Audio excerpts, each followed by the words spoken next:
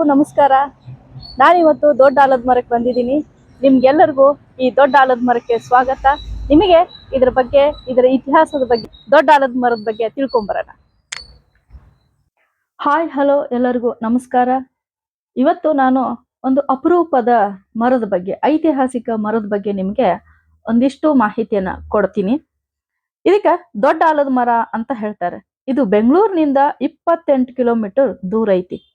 ಹಂಗ ನಾವು ಇದನ್ನ ಸುತ್ತುವರ್ಕೊಂಡು ಹೋದ್ರ ಅದರ ಮುಂದಿನ ಗೇಟ್ ಅಂತ ಹೇಳ್ತೀವಲ್ಲ, ಆ ಮುಂದಿನ ಗೇಟ್ ಅನ್ನ ನಾವು ಈಗ ತಲುಪ್ತೀವಿ.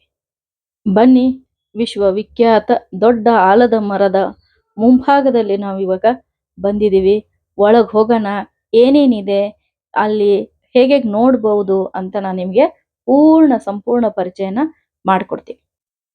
ಇಲ್ಲಿ ಯಾವುದೇ ಟಿಕೆಟ್ ಇಲ್ಲ. ಗೇಟ್ ತೆಗೆದು ಒಳಗೆ ಹೋದಾಗ ನಮ್ಮ ಎಡಭಾಗಕ್ಕೆ ಜೀವ ವೈವಿಧ್ಯ ಒಂದು ಚಾರ್ಟ್ ಕಾಣಿಸ್ತು. ಹಾಗೆ ಸ್ವಲ್ಪ ಮುಂದೆ ಹೋದಾಗ ಅಲ್ಲಿ ಒಂದೆರಡು ಸೂಚನೆಗಳ ಒಂದು ಬೋರ್ಡ್ ಕಾಣಿಸ್ತು. ಈ ಸೂಚನೆಗಳು ಏನಂದ್ರೆ, ಇಲ್ಲಿ ಪ್ಲಾಸ್ಟಿಕ್ ಅನ್ನ ನಿಷೇಧಿಸಲಾಗಿದೆ, ಯಾರು ಬಿಳಲ್ ಹಿಡಿದು ಜೋತಾಡಬಾರದು, ಇಲ್ಲಿ ಶಾಂತತೆಯನ್ನ ಕಾಪಾಡಬೇಕು, ಹೀಗೆ ಅನೇಕ ಇನ್ಸ್ಟ್ರಕ್ಷನ್ ಅಂತ ಹೇಳ್ತಾರಲ್ಲ, ಅದನ್ನ ನಾವು ಪಾಲಿಸಲೇಬೇಕಾಗತ್ತೆ. ಈಗ ಅದನ್ನ ಓದ್ಕೊಂಡೇ ನಾವು ಮುಂದೆ ಹೋಗ್ಬೇಕು. ಹೀಗಾಗಿ ಇಲ್ಲ ಅಂದ್ರೆ ಏನಾಗುತ್ತೆ ಅಂದ್ರೆ, ಅವ್ರು ಅಷ್ಟು ಕಷ್ಟಪಟ್ಟು ಅದನ್ನು ಸಂರಕ್ಷಣೆ ಮಾಡಿದ್ದಕ್ಕೇನು ಕೂಡ ನಾವು ಸಾರ್ಥಕತೆಯನ್ನ ತಂದು ಕೊಡ್ಬೇಕಾಗತ್ತೆ. ಧೂಮಪಾನ ಮಾಡೋದಾಗ್ಲಿ, ಆಮೇಲೆ ಅಲ್ಲಿ ಕೆತ್ತುವುದಾಗ್ಲಿ, ಆಮೇಲೆ ಆಟ ಆಡೋದಾಗ್ಲಿ ಯಾವುದನ್ನು ಮಾಡಬಾರ್ದು ಅಂತ ಅನೇಕ ಸೂಚನೆಗಳನ್ನ ಕೊಟ್ಟಿದ್ದಾರೆ. ಇನ್ನೊಂದಿದೆ, ಈ ತೋಟಗಾರಿಕೆ ಇಲಾಖೆನೆ ಇದು ಎಷ್ಟನೇ ದೊಡ್ಡ ಆಲದ ಮರ ಅನ್ನುವಂತ ಎಲ್ಲ ಒಂದು ಇನ್ಫಾರ್ಮೇಶನ್, ಈ ಸಸ್ಯಶಾಸ್ತ್ರೀಯ ವಿವರಗಳಿರ್ಬೋದು, ಇದ್ರ ಉಪಯೋಗಗಳಿರ್ಬೋದು, ಇದ್ರ ವಿಶೇಷತೆಗಳು ಏನು ಅನ್ನೋದ್ರ ಬಗ್ಗೆನೇ ಒಂದು ದೊಡ್ಡ ಬೋರ್ಡ್ನ ಕೂಡ ಅವರು ಹಾಕಿದ್ದಾರೆ. ಭಾರತದ ಇತರ ಅತಿ ದೊಡ್ಡ ಆಲದ ಮರದ ಲಿಸ್ಟ್ ಕೂಡ ಅವರು ಹಾಕಿದ್ದಾರೆ. ಅವು ಯಾವ್ಯಾವು ಅಂತ ಹೇಳಿ ನಾವು ನೋಡೋದಾದ್ರೆ, ಮೊದಲೇದು ಆಂಧ್ರ ಪ್ರದೇಶದಲ್ಲಿದೆ, ಎರಡನೇದು ಗುಜರಾತಲ್ಲಿದೆ, ಮೂರನೇದು ಉತ್ತರ ಪ್ರದೇಶ, ನಾಲ್ಕನೇದು ಕೋಲ್ಕತ್ತಾ, ಐದನೇದು ತೆಲಂಗಾಣ, ಈಗ ಆರನೇದೇ ಬೆಂಗಳೂರಿನಲ್ಲಿರುವ ದೊಡ್ಡ ಆಲದ ಮರ. ಈ ಸೂಚನೆಯನ್ನ ಕನ್ನಡ ಮತ್ತು ಇಂಗ್ಲಿಷ್ ಎರಡೂ ಭಾಷೆಯಲ್ಲಿ ಅವರು ಹಾಕಿದ್ದಾರೆ. ಮಳೆಯ ಸಿಂಚನದೊಂದಿಗೆ ನಾವು ಆಲದ ಮರದ ಬಯಲಲ್ಲಿ ಕಾಲ್ ಇಟ್ವಿ. ಬೆಂಗಳೂರಿನಿಂದ ದಕ್ಷಿಣ ಕಡೆ ಅಂದ್ರೆ ಈ ರಾಮೋಹಳ್ಳಿ, ಕೇತೋಹಳ್ಳಿ ಅಂತ ಬರ್ತೈತಿ. ಈ ಕೇತೋಹಳ್ಳಿಯಲ್ಲಿ 3 ಎಕರೆ ಜಾಗದಲ್ಲಿ, ಅಂದ್ರೆ ಭಾರತದಲ್ಲೇ 6ನೇ ಸ್ಥಾನ ಪಡೆದ ನಮ್ಮ ಬೆಂಗಳೂರಿನ ದೊಡ್ಡ ಆಲದ ಮರ, ಇದಕ್ಕಿಂತಲೂ ಮುಂಚೆ 5 ದೊಡ್ಡ ಆಲದ ಮರಗಳು ಅದಾವು. ಅವು ಯಾವ್ಯಾವು ಅಂತ ನೋಡೋದಾದ್ರೆ, ತಿಮ್ಮಮ್ಮ ಮರಿಮನು ಆಂಧ್ರ ಪ್ರದೇಶದಲ್ಲಿರುವಂಥದ್ದು, ಆಮೇಲೆ ಕಬೀರ್ವದ ಬ್ಯಾನಿಯನ್ ಟ್ರೀ ಗುಜರಾತು, ಮೂರನೇದು ದ ಗೈಂಟ್ ಬ್ಯಾನಿಯನ್ ಉತ್ತರ ಪ್ರದೇಶ್, ನಾಲ್ಕನೇದು ದ ಗೈಂಟ್ ಬ್ಯಾನಿಯನ್ ಕೋಲ್ಕತ್ತಾ, ಐದನೇದು ಪಿಲ್ಲಾಲ ಮಾರಿ ತೆಲಂಗಾಣ. ಇವು ಕೂಡ ವಿಸ್ತೀರ್ಣದಲ್ಲಿ 5 ಪ್ರಥಮ ಸ್ಥಾನಗಳನ್ನ ಪಡೆದಿದೆ. ನಮ್ಮ ಬೆಂಗಳೂರಿನ ದೊಡ್ಡ ಆಲದ ಮರ 6ನೇ ಸ್ಥಾನಕ್ಕೆ ಹೋಗಿದೆ ಅಂತ ಹೇಳಕ್ಕೆ ನಮ್ಗೆ ಹೆಮ್ಮೆ ಆಗತ್ತೆ. ಅಂದ್ರೆ ಸುಮಾರು ಇದಕ್ಕ 400 ವರ್ಷಗಳ ವಯಸ್ಸಾಗಿರುವ, ಅಂದ್ರೆ ಹಿರಿಯ ಮರ ಅಂತಾನೆ ಹೇಳ್ಬೋದು. ಇದರ ಈ ಏನು ಬೇರುಗಳದಾವಲ್ಲ, ಸಾವಿರಾರು ಬೇರುಗಳು ನೋಡ್ತಾ ಇದ್ರೆ ನಮ್ಗೆ ಕಣ್ಣಿಗೆ ಹಬ್ಬ ಅಂತಾನ ಅನಿಸ್ತೈತಿ. ಯಾಕಂತಂದ್ರೆ ಇವು ಒಂದು ಮೂಲ ಬೇರದಿಂದ ಎಲ್ಲ ಕಡೆ ತನ್ನ ಒಂದು ಕೈಗಳನ್ನ ಚಾಚ್ಕೊಂಡವು ಅಂತಾನೆ ಹೇಳ್ಬೋದು. ಇದ್ರ ಮೂಲ ಬೇರು ಎಲ್ಲಿದೆ ಅಂತ ಹುಡುಕೊಂಡು ಹೊಂಟ್ರೆ, ಆ ಮೂಲ ಬೇರು ಇತ್ತೀಚೆಗೆ ಅಂದ್ರೆ 2001 ಇಸ್ವಿಯಲ್ಲಿ ಇದು ಈ ಒಂದು ಕಾಂಡಕ ರೋಗ ಬಂದು ಇದು ಹಾಳಾಯ್ತು ಅಂತ ಹೇಳ್ತಾರೆ. ಹೀಗಾಗಿ ಉಳಿದ ಆ ಬೇರುಗಳಿಂದ ಅದು ಇನ್ನೂವರೆಗೂ ಪೋಷಣೆಯನ್ನ ಪಡ್ಕೊಂಡು ಬಲಿಷ್ಠವಾಗಿ ಬೆಳೆದು ನಿಂತೈತಿ ಅಂತನ ನಾವು ಹೇಳ್ಬೋದು. ಈ ಮರ ಸುಮಾರು 4 ಎಕರೆ ಈ ಪ್ರದೇಶದಲ್ಲಿ ಇದು ವ್ಯಾಪಕವನ್ನ ಪಡೆದಿದೆ. ಅಂದ್ರೆ ಅಷ್ಟು ವಿಸ್ತಾರವಾಗಿ ಈ ಮರ ಹಬ್ಕೊಂಡೈತಿ. ಈ ಮರದ ಎತ್ತರ ಎಷ್ಟು ಅಂತಂದ್ರೆ 95 ಅಡಿ ಎತ್ತರ ಐತಂತ. ಇದ್ರ ಸಾವಿರಾರು ಜೋತಾಡುವ ನೀವು ಏನಂತ ರೆಂಬೆಗಳು ಅಂತ ಅಂತಾರಲ್ಲ, ಅವು ಸಾವಿರಾರು ರೀತಿಯಲ್ಲಿ ಹರಡಿಕೊಂಡು ಅದಾವ. ಈ ಮರನ ನೋಡ್ತಾ ಇದ್ರೆ ನನ್ಗೆ ಈ ಆಕಾಶಕ್ಕೆ ಛತ್ರಿ ಹಿಡ್ದೈತೇನೋ ಅಂತ ಅನಿಸ್ತಿತ್ತು. ಈ ಮರನ ನೋಡಿದ್ರೆ ಈ ವಿವಿಧ ಜಾತಿಯ ಪಕ್ಷಿಗಳಲ್ಲಿ ತಮ್ಮ ಕಲರವನ್ನ ನೋಡ್ತಾ ಇದ್ರೆ ಆಹಾ, ಕಿವಿಗ್ ಹಬ್ಬ ಅಂತಾನ ನನಗ ಅನಿಸ್ತಿತ್ತು. ಈ ಈ ದೊಡ್ಡ ಆಲದ ಮರದಲ್ಲಿ ಅವಾಗ ಮೊದಲು ಒಂದಿಷ್ಟು ಚಲನಚಿತ್ರಗಳ ಒಂದು ಶೂಟಿಂಗ್ ಕೂಡ ನಡೆದೈತಂತ. ನಮ್ಮ ಇವರು ಬಾಲಿವುಡ್ ಅಮಿತಾಬ್ ಬಚ್ಚನ್ ಇದಾರಲ್ಲ, ಅವರ ನಟನೆಯ ಶೋಲೆ ಪಿಕ್ಚರ್ ಕೂಡ ಅಲ್ಲೇ ಶೂಟಿಂಗು ಮಾಡ್ಯಾರ.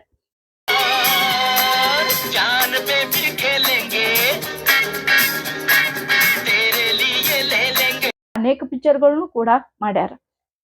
ಆಮೇಲೆ ಆ ಇದಕ್ಕ ಒಂದು ಸುಂದರವಾದ ಕತೆ ಕೂಡ ಹೇಳ್ತಾರ ನಮ್ಮ ಹಿರಿಯರು. ಅಂದ್ರೆ ಒಂದೇನಂತಾರ ಅದಕ್ಕೆ, ಪುರಾಣ ಕಥೆಗಳು ಅಂತಾನು ಹೇಳ್ಬೋದು, ದಂತಕಥೆ ಅಂತಾನು ಹೇಳ್ಬೋದು. ಈಗ ಅಲ್ಲಿ ಒಂದು ಸ್ಥಳೀಯರು ಹೇಳೋ ಪ್ರಕಾರ ಇಲ್ಲಿ ಮೊದಲು ಏನಿತ್ತು ಅಂತ ನಾವು ಕೇಳ್ತಾ ಹೋದಾಗ, ಅಲ್ಲಿ ಮೊದಲು ಒಂದು ಈ ರಾಶಿ ಮಾಡ್ತಾರಲ್ಲ, ರಾಶಿ ಮಾಡೋ ಕಣದ ಒಂದು ಜಾಗ ಅಂತದು. ಅದು ರಾಶಿ ಮಾಡ್ತಾ ಇದ್ದಾಗ, ರಾಶಿ ಮಾಡೋದು ಅಂತಂದ್ರೆ ನಿಮ್ಗೆ ಗೊತ್ತೇ ಇದೆ, 2 ಎತ್ತುಗಳನ್ನು ಕಟ್ಟಿ ಮಧ್ಯದಲ್ಲಿ ಮೇಟಿಯನ್ನು ಕಟ್ಟಿ ಅಲ್ಲಿ ಸುತ್ತಲಕ್ಕೂ ಈ ರಾಗಿ ಕಣನ ಹಾಕಿ ಅಲ್ಲಿ ರಾಶಿನ ಮಾಡ್ತಾ ಇರ್ತಾರೆ. ಹೀಗೆ ಮೇಟಿಯನ್ನ ಮಧ್ಯಭಾಗದಲ್ಲಿ ನೆಟ್ಟು ಈ ಎತ್ತುಗಳು ಸುತ್ತಲೂ ಹಗ್ಗಗಳನ್ನ ಕಟ್ಟಿ ತಿರುಗಿಸ್ತಾ ಇರ್ತಾರ. ಆ ಕಾಲು ತುಳಿತಕ್ಕೆ ರಾಗಿ ತೆನೆಯಿಂದ ಕಾಳುಗಳು ಹೊರಗಡೆ ಬಂದು, ಹೀಗಾಗಿ ಸುಗ್ಗಿ ಕಾಲದಲ್ಲಿ ರಾಗಿ ಬೆಳೆಯನ್ನ ಮಾಡ್ತಾ ಇದ್ರು, ರಾಶಿ ಮಾಡ್ತಾ ಇದ್ರು. ಹೀಗೆ ಮೇಟಿ ಕಡ್ಡಿಯನ್ನ ನೆಟ್ಟಿದ್ರಲ್ಲ, ಅದು ಒಂದೇ ಒಂದು ರಾತ್ರಿಯಲ್ಲಿ ಎಲ್ಲರಿಗೂ ಆಶ್ಚರ್ಯ ಆಗೋ ರೀತಿಯಲ್ಲಿ ಚಿಗುರು ಒಡೆದು ಬೆಳೆದ್ ಬಿಟ್ಟಿತ್ತಂತ. ಇದನ್ನು ನೋಡಿದಂತ ಯಾರು ಜಮೀನಿನ ಮಾಲೀಕ ಏನ್ ಮಾಡ್ತಾನ, ಅಯ್ಯೋ ಏನಿದು ವಿಚಿತ್ರ, ನಮ್ಮ ಒಂದು ಹೊಲದಲ್ಲಿ ಈ ರಾಗಿ ಕಣ ಒಂದು ಮಾಡುವಂತ ಸಂದರ್ಭದಲ್ಲಿ ಇದು ಹಿಂಗಾಯ್ತಲ್ಲ ಅಂತ ಅವನಿಗೆ ಯೋಚನೆ ಬಂದು ಏನ್ ಮಾಡ್ತಾನಂದ್ರ, ಯಾರೋ ಗೊತ್ತಿರೋರ್ ಕಡೆ ಯಾಕೆ ಹಿಂಗಾಯ್ತು ನಮ್ಮ ಹೊಲದಲ್ಲಿ ಅಂತ ಹೇಳಿ ಕೇಳ್ತಾನಂತ. ಅವರು ಇದೇನೋ ದೇವ್ರ ಮಹಿಮೆ ಇರ್ಬೇಕಪ್ಪ, ಈ ತರ ಒಮ್ಮಿಲ್ದೊಮ್ಮೆಲೆ ಈ ತರ ಚಿಗುರು ಬರೋದು ಈ ತರ ಆಗಿದೆ ಅಂತಂದ್ರೆ ಇದೇನೋ ದೇವ್ರ ಮಹಿಮೆನೆ, ಹೀಗಾಗಿ ಏನೋ ದೇವ್ರದೇ ಇದು ಕೆಲಸ ಇರ್ಬೋದು ಅಂತ ಅವ್ರು ಹೇಳ್ಬಿಡ್ತಾರಂತ. ಅವತ್ತೇ ಅವನಿಗೆ ಕನಸಲ್ಲಿ ಮುನೇಶ್ವರ ಸ್ವಾಮಿ ಕೂಡ ಕನಸನ್ನೇ ಬಂದು, ಈ ಆಲದ ಸಸಿ ನಾನು ಬೃಹತ್ತಾಗಿ ಬೆಳಿತೀನಿ, ಈ ಜಾಗದಲ್ಲಿ ನಾನು ನೆಲೆಸಿದೀನಿ ಅಂತ ಕನಸನ್ನ ಹೇಳ್ತಾರಂತ.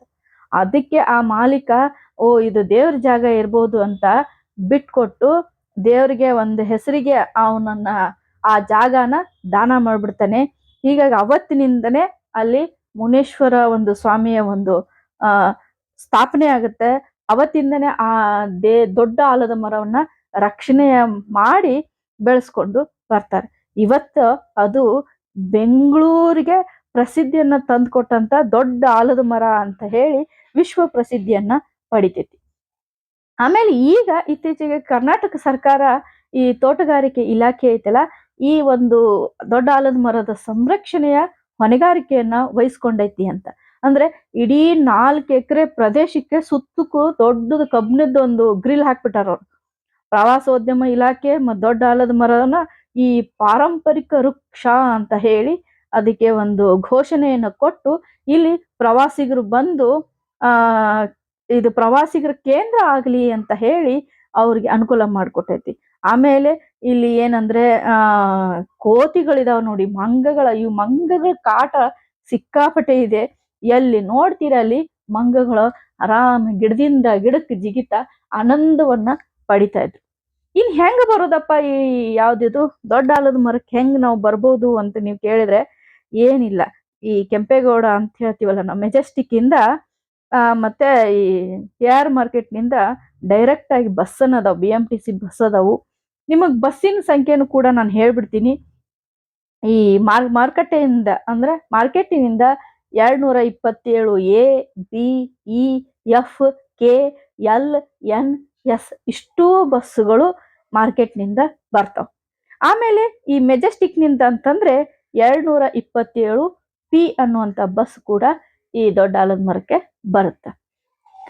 ಆಮೇಲೆ ಕಥೆನೂ ಕೇಳಿದ್ರಿ ನೀವು. ಮೆಜೆಸ್ಟಿಕ್ ನಿಂದ ಆಯ್ತು, ಮತ್ತೆ ಈ ಮೆಜೆಸ್ಟಿಕ್ ನಿಂದ ಕೆಂಗೇರಿಯಿಂದ ದೊಡ್ಡ ಆಲದ ಮರಕ್ಕೆ ಈಗಲೂ ಕೂಡ ಸುಲಭವಾಗಿ ಸಂಚಾರ ಮಾಡ್ಬೋದು. ಅದ ಹೆಂಗಂದ್ರೆ ಮೆಟ್ರೋ ಒಂದು ವ್ಯವಸ್ಥೆ ಕೂಡ ಇತ್ತೀಚಿನ ದಿನಗಳಲ್ಲಿ ಆಗಿದೆ. ನೀವು ಮೆಟ್ರೋಕ್ಕೂ ಕೂಡ ಹೋಗಿ ಅಲ್ಲಿ ತಲುಪಬಹುದು. ನೀವು ವೀಕೆಂಡರ ಹೋಗ್ರಿ, ಇಲ್ಲ ಮಧ್ಯದಲ್ಲಿ ನಾವು ಇಡೀ ಕುಟುಂಬದವ್ರನ್ನ ಕರ್ಕೊಂಡು ಹೋಗ್ತೀವಿ ಅಂದ್ರೆ ಒಂದು ಇಡೀ ಕುಟುಂಬದ ಒಂದು ಸಣ್ಣ ಪ್ರವಾಸ ಕೂಡ ಅಲ್ಲಿ ಆಗುತ್ತೆ. ಅಲ್ಲಿ ಹೋಗ್ತಿರಲ್ಲ, ಅದೊಂದೇ ನೋಡೋ ಬದ್ಲಿ ನಿಮ್ಗೆ ಅಲ್ಲೇ ಹತ್ರನ ಅಂದ್ರೆ ದೊಡ್ಡ ಆಲದ ಮರದಿಂದನ ಸುಮಾರು ಒಂದು 5-6 ಕಿಲೋಮೀಟರ್ ಆಗ್ಬೋದು.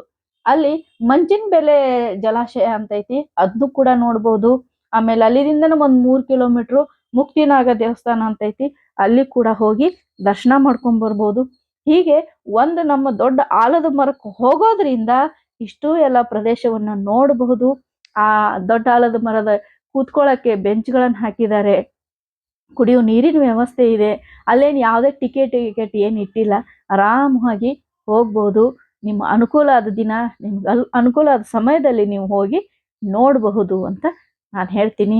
ನಾನಂತರೂ ಹೋಗಿ ಬಂದೆ, ನನಗೆ ತುಂಬಾ ಸಂತೋಷವನ್ನ ಕೊಟ್ಟ ಜಾಗ ಅಂತ ಹೇಳ್ಬೋದು. ಈ ವಿಡಿಯೋ ನಿಮ್ಗೆ ಇಷ್ಟ ಆದ್ರೆ ಲೈಕ್ ಮಾಡ್ರಿ, ಶೇರ್ ಮಾಡ್ರಿ. ಇನ್ನು ಯಾರು ಸಬ್ಸ್ಕ್ರೈಬ್ ಮಾಡ್ಕೊಳ್ಳದೆ ನೋಡ್ತಾ ಇದ್ದೀರಲ್ಲ, ಸಬ್ಸ್ಕ್ರೈಬ್ ಮಾಡ್ಕೊಳ್ಳಿ. Thank you. ಎಲ್ರಿಗೂ ನಮಸ್ಕಾರ. ನಾನ್ ನಿಮ್ಮ ಶೈಲಾ ಮಿಸ್ ಅಂತ ಬರ್ತಾರಲ್ವ, ಶೈಲಕ್ಕ. ಅವರು ಅರಿವೇ ಗುರು ಶೈಲಾ ಅಂತೇಳಿ ಈ ಚಾನಲ್ ಹೆಸರು. ಆ ಚಾನಲ್ ಮುಖಾಂತರ ಅವರು ಮಿಸ್ ಆಗಿ ಅಂದ್ರೆ ಪಾಠಗಳನ್ನ, ಕನ್ನಡ ಪಾಠಗಳನ್ನ ತಿಳಿದೇ ಇರುವಂತ ಮಕ್ಕಳಿಗೆ ತಿಳಿಯೋ ಹಾಗೆ ಪಾಠಗಳನ್ನ ಹೇಳ್ತಾರೆ. ಜೊತೆಗೆ ರೇರ್ ಆಗಿರುವಂತ ಮಾಹಿತಿಗಳು, ವ್ಯಕ್ತಿಗಳ ಪರಿಚಯ ಮಾಡಿಸ್ತಾರೆ. ಹಾಗಾಗಿ ಎಲ್ರು ಅರಿವೇ ಗುರು ಶೈಲಾ ಚಾನಲ್ನ ಸಬ್ಸ್ಕ್ರೈಬ್ ಮಾಡಿ. ನಿಮ್ಮ ಮಕ್ಕಳಿಗೂ ಮತ್ತು ನಿಮಗೂ ಒಳ್ಳೆಯ ಮಾಹಿತಿ, ಒಳ್ಳೆಯ ಅರಿವು ಸಿಗುತ್ತೆ ಅಂತ ಹೇಳ್ತೀನಿ. ನಮಸ್ಕಾರ.